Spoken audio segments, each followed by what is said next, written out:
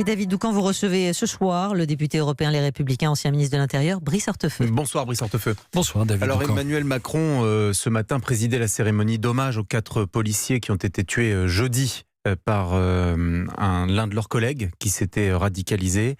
Et voilà ce que Emmanuel Macron a dit aux policiers qui étaient présents dans cette cour de la préfecture de police. Vos collègues sont tombés sous les coups d'un islam dévoyé et porteur de mort qu'il nous revient d'éradiquer. Ce sont des mots forts du président Macron, mais on a le sentiment de les avoir entendus 10 fois.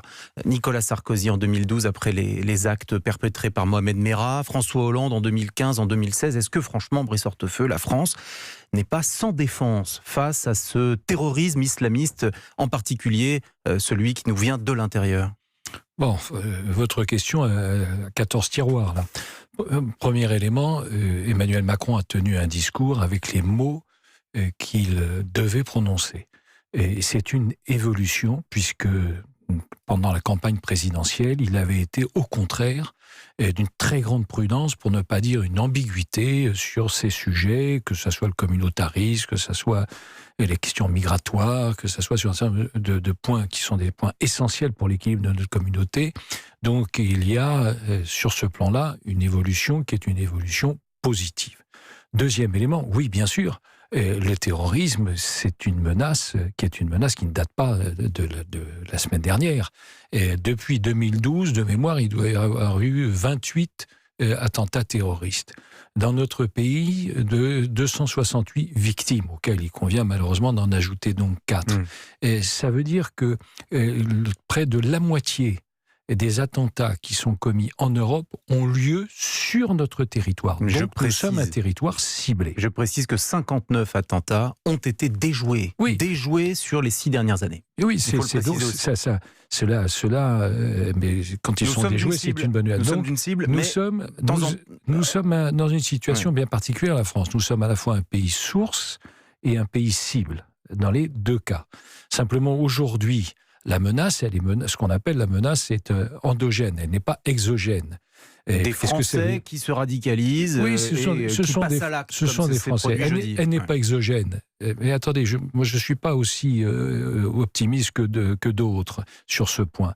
Menace exogène, c'est-à-dire la menace venant de l'extérieur. Oui, c'est vrai que l'État islamique a perdu 96% de sa superficie, perdu 90% de ses ressources pétrolières, mais il a encore les capacités de se projeter. Donc on fait comme si tout ceci n'existait pas, et moi je reste persuadé qu'il y a une menace qui est bien et réelle. Mais aujourd'hui, c'est vrai... Venant de l'extérieur. Vous avez des informations là-dessus, Brice Hortefeux, qui vous permettent de dire cela? Je dis qu'on ne peut pas exclure de manière définitive, comme je l'entends ici ou là, la menace exogène. C'est vrai que l'extérieur est affaibli, mais ils ont encore les capacités de se projeter, ne serait-ce que parce que d'ailleurs ils ont des bases de repli vers un certain nombre de pays, d'Asie, la Malaisie, un certain nombre. Bon. Et ça c'est le premier point. Deuxième point, la menace endogène, oui. Et simplement, je ne crois pas non plus, peut-être que je suis à contre-temps ou à contre-courant de ce qui est dit ici ou là, je ne crois pas au loup solitaire. Il y a toujours, peut-être ça sera un contre-exemple, mais il y a toujours, ou presque toujours, un environnement, ça peut être un environnement familial, un environnement professionnel, un environnement associatif. Une mosquée salafiste comme celle de Gonesse qui est pointée du doigt dans l'affaire de Michael Harton. Un environnement sportif, salle de sport aussi. Donc il y a généralement quelque chose. Concernant les salafistes, bien sûr, là vous savez, les chiffres sont malheureusement implacables.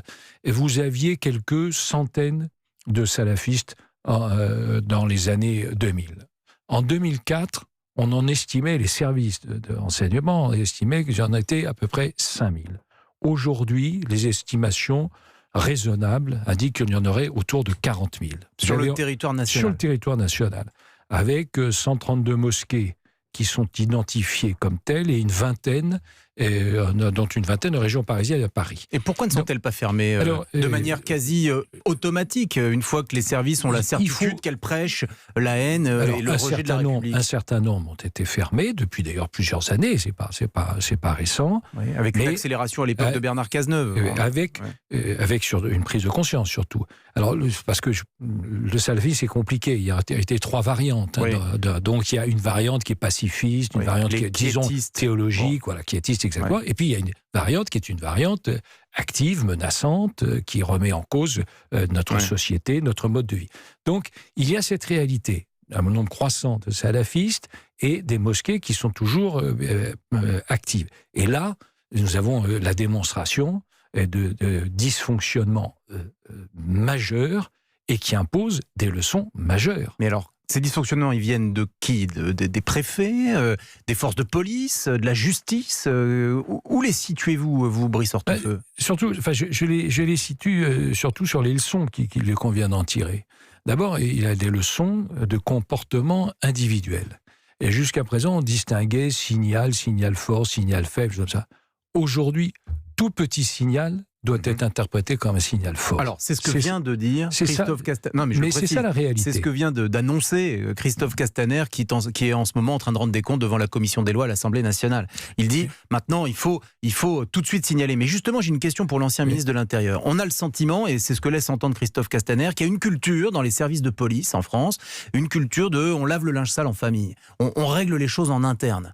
On ne fait pas le signalement. Est-ce que vous l'avez constaté, cela? Est-ce que c'est à cela qu'il faut remédier? Parce que c'est effectivement très compliqué de signaler quand on est dans un service, de l'occurrence de police, et on ne s'attend pas bien évidemment à ce qu'un de vos collègues s'en prenne au service lui-même. D'ailleurs, à ma connaissance, cela ne s'est jamais produit de cette manière. Alors, s'il y avait jeudi dernier, c'est inédit.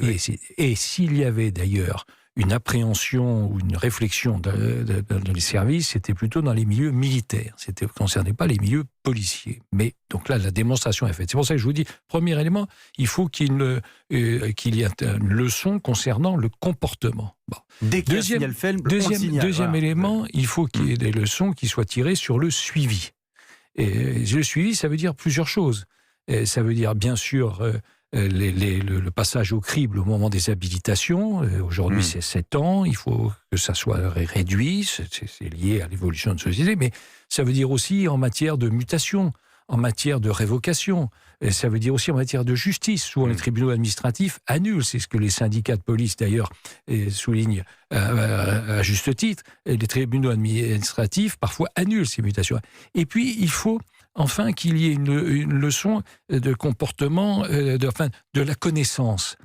Aujourd'hui, nous sommes dans une situation dans laquelle la menace est permanente. Ça veut dire que la vigilance doit être réelle. Moi, je suis convaincu que on dominera, on battra et on éliminera ces formes d'extrémisme violent, comme ça s'est produit dans le passé, où il y avait des périodes d'attentats pour d'autres motifs.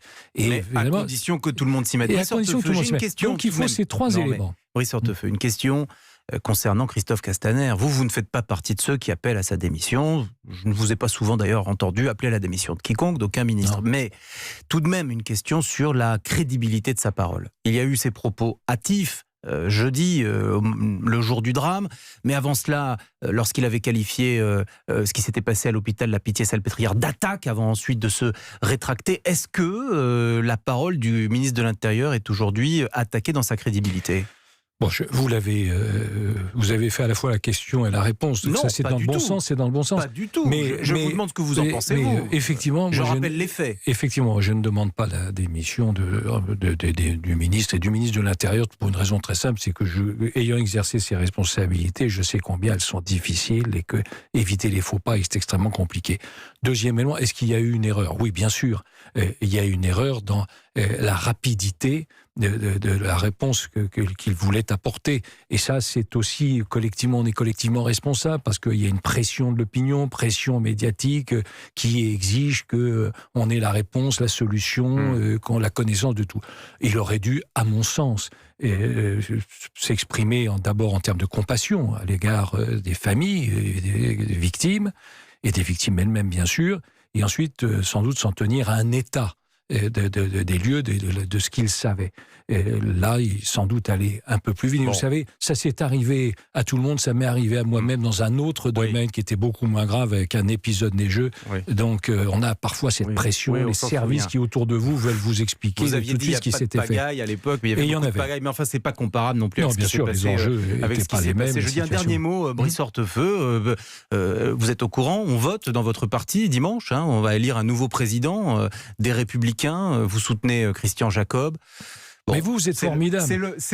Vous êtes formidable individuellement et collectivement. Brice Hortefeux, pour sauver votre famille, pour la ressusciter. Mais vous êtes formidable individuellement et collectivement. Merci à vous. Comme la campagne se passe sans petites phrases, sans croc en jambe, sans coup de petit poignard ou de petites piqûres d'aiguille, rien du tout, évidemment. Du coup, vous expliquez que rien ne se passe. Non, c'est une campagne qui est très digne. C'est Christian Jacob qui a refusé de débattre avec les deux autres. Non, mais c'est une campagne qui est très digne. On a des personnalités différentes, des parcours qui sont différents. J'ai personnellement beaucoup d'amitié, voire d'affection avec Guillaume Larrivé, qui a travaillé pendant plusieurs années à mes côtés. Mais je soutiens Christian Jacob parce que je considère qu'aujourd'hui, dans la situation dans laquelle se trouvent les Républicains, il faut à la fois concilier l'expérience, en même temps la connaissance et l'appréciation des militants. Et donc, Christian Jacob présente toutes ces qualités et donc je souhaite naturellement son succès. Nous verrons dimanche s'il est élu dès le premier tour. Brice Hortefeux, député Les Républicains, député européen Les Républicains et ancien ministre de l'Intérieur. Merci d'avoir accepté mon invitation. Merci.